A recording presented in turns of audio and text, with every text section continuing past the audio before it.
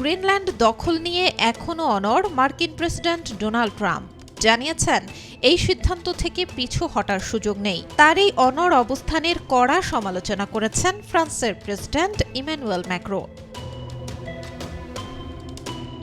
Macro বলেন, ভয়ভীতি বা দাদাগিরির কাছে ইউরোপ কখনোই মাথা নত করবে না।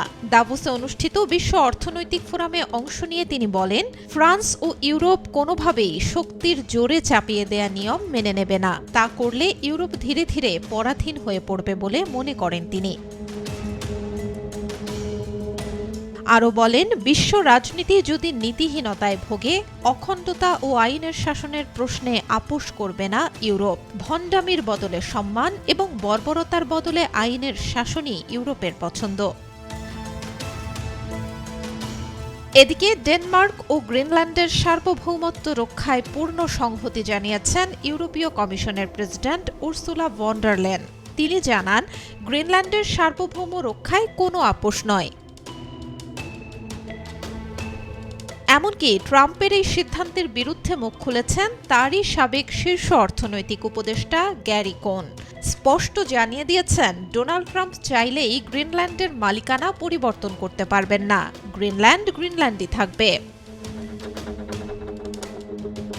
এর আগে গ্রিনল্যান্ড দখলে বিরোধিতাকারী দেশের ওপর 10% আর ফ্রান্সের ওয়াইন ও শ্যাম্পেইনের ওপর 200% শুল্ক আরোপের হুমকি দেন ট্রাম্প, যা কার্যকর হবে 1 ফেব্রুয়ারি থেকে। এর জবাবে ইউরোপীয় ইউনিয়নও যুক্তরাষ্ট্রের সঙ্গে হওয়া বাণিজ্য চুক্তি স্থগিতের কথা ভাবছে।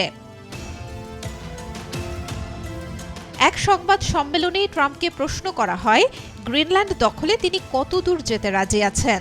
জবাবে তিনি বলেন, সময় হলে এটা সবাই জানতে পারবে। ট্রাম্পের এই পদক্ষেপের ফলে সামরিক জোট ন্যাটোর ভবিষ্যৎ নিয়েও প্রশ্ন উঠেছে। বিপদের সময় এই জোট যুক্তরাষ্ট্রের পাশে দাঁড়াবে কিনা তা নিয়ে সংশয় দেখা দিয়েছে। ডেনমার্কের স্বায়ত্তশাসিত বরফে ঢাকা বিশাল অঞ্চল গ্রিনল্যান্ড। খনিজ সম্পদের দিক থেকে গ্রিনল্যান্ডকে ক্যাডবেরি ক্রিম এগের সঙ্গে তুলনা করেন বিশেষজ্ঞরা। ঠিক যেন বাইরের শক্ত খোলসের নিচে সাদা হিমবাহ আর তার তলায় লুকানো বিপুল খনিজ সম্পদ।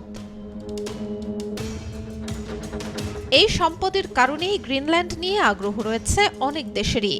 দখলে নিতে অনড় ডোনাল্ড ট্রাম্প। তার এমন কঠোর অবস্থানে ইউরোপ ও যুক্তরাষ্ট্রে বিরাজ করছে চরম উত্তেজনা। সেখানে অতিরিক্ত সেনা পাঠিয়েছে ডেনমার্ক।